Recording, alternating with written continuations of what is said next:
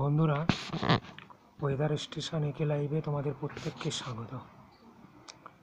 দেখো, আজকে 1 জুন যখন ভিডিওটা করছি, রিমাল ঘূর্ণিঝড় পড়ে যাওয়ার পর এটা নেক্সট ভিডিও, অন্তত 3-4 দিন গ্যাপের পর। কারণ দেখো, অলরেডি প্রাক বর্ষার বৃষ্টি কিন্তু গত 2 দিন আগে বৃহস্পতিবার, কারণ সোমবার রিমাল ঘূর্ণিঝড়টা চলে গেছে, সেই দিন বৃষ্টি হয়েছিল। সেদিন রাতের পর থেকে মঙ্গল বুধ হয়নি, বৃহস্পতিবার রাত থেকে শুক্রবার প্রায় সারাদিনই বৃষ্টি হয়েছে।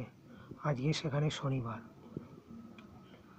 রিমাল ঘূর্ণিঝড়টার পিছনেই কিন্তু যেটা NLM বলা হয়, অর্থাৎ নর্দার্ন লিমিট অফ মনসুন রেখা, সেই রেখাটা কিন্তু খুব দৌড়াচ্ছিল।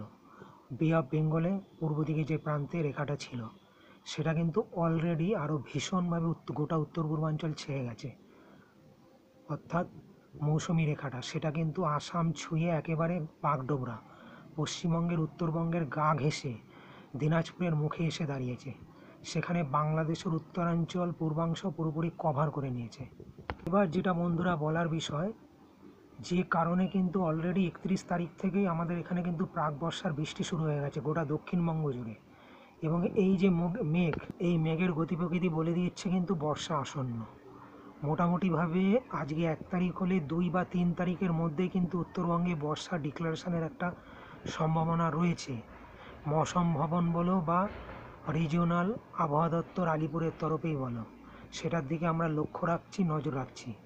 পাশাপাশি সবচাইতে বড় কথা বন্ধুরা, যখন গোটা উত্তরবঙ্গ বা মধ্যবঙ্গ যেহেতু গোটা বাংলাদেশ কভার করে নেবে এবং বিহারের দোরগোড়া অবধি বর্ষা এসে যাচ্ছে, ফলে আমাদের দক্ষিণবঙ্গের দিকে যে প্রাক বর্ষা এখন কিন্তু রোজই হবে। আজকে 1 তারিখ হলে 2, 3, 4, 5 অবধি, তা মোটামুটিভাবে আমরা আশা করছি 10ই জুন বা 9ই জুন যেখানে দক্ষিণবঙ্গে বর্ষা ঢোকে, সেই মুভমেন্টটা এবছর অ্যাডভান্স হবে। 5 বা 6 তারিখের পর লেটেস্ট আমরা কিছু দেখতে পাচ্ছি বা দেখতে চলেছি। অর্থাৎ বর্ষা অ্যাডভান্স যে দক্ষিণবঙ্গে ঢুকছে, সেই পরিবেশ কিন্তু অলরেডি রেডি। সবচাইতে বড় কথা বন্ধুরা, দেখো, এই যে বর্ষাটা এবার ঢুকছে, বঙ্গোসাগরের শাখাটা খুবই শক্তিশালী শাখা হিসাবে ঢুকছে, যদিও এখনও আরব সাগরের শাখাটা কেরল হয়ে কর্ণাটকের দোরগোড়া অবধি কিন্তু আটকে রয়েছে। নেক্সট সপ্তাহ বা এই সপ্তাহে বোঝা যাবে যে ফেসটা কোথায় যেতে চলেছে। বন্ধুরা, আর একটা বিষয় খেয়াল করার, কন্টিনিউ রিমাল চলে যাওয়ার পর আমরা বলেছিলাম যে দুটো এফেক্ট হতে পারে, হয় মৌসুমী বায়ুটাকে আটকে দেবে, থমকে দেবে, অথবা সেটাকে অ্যাডভান্স করবে। এখানে উল্টো হয়ে গেছে, বা সেটা আমাদের জন্য পজিটিভ, অ্যাডভান্স হয়েছে। অর্থাৎ বলেছিলাম যে অনেকগুলো গতি প্রকৃতির ম্যাটার ছিল, আমরা টুইট করেও দেখিয়েছি, আমি আমার পার্সোনাল টুইট অ্যাকাউন্টেও সেগুলো শো করেছি। অতএব মূল বিষয় যেটা, যেহেতু কন্টিনিউ দক্ষিণ দিক থেকে মারাত্মক হাওয়া টানছে বা দক্ষিণ পূর্ব দিক থেকে হাওয়াটা টানছে, এটাই কিন্তু মৌসুমি বাতাসকে গোটা বঙ্গের জন্য কিন্তু একটা মারাত্মক জোরালো রেজাল্ট দিতে চলেছে। অতএব আমরা এক্সপেক্ট করব এটার একটা পজিটিভ রেজাল্ট কিন্তু এই গোটা সপ্তাহ আমরা পাবো।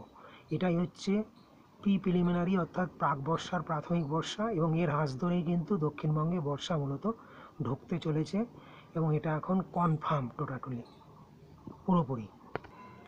গোটা উত্তর পশ্চিম ভারতে যেখানে এখন হিটওয়েভ, বিহারে রীতিমতো হিটওয়েভে প্রচুর লোক অলরেডি মারা গেছে, উত্তরপ্রদেশ, পাঞ্জাব, হরিয়ানা, রাজস্থানেরও আরও ভয়ঙ্কর অবস্থা। অর্থাৎ সেই পার্সেন্টেজ কিন্তু আর বঙ্গে আমরা পাবো না, যেটা পাশের উড়িষ্যাতেও মাতামাতিভাবে হিটওয়েভটা মারাত্মক হচ্ছে।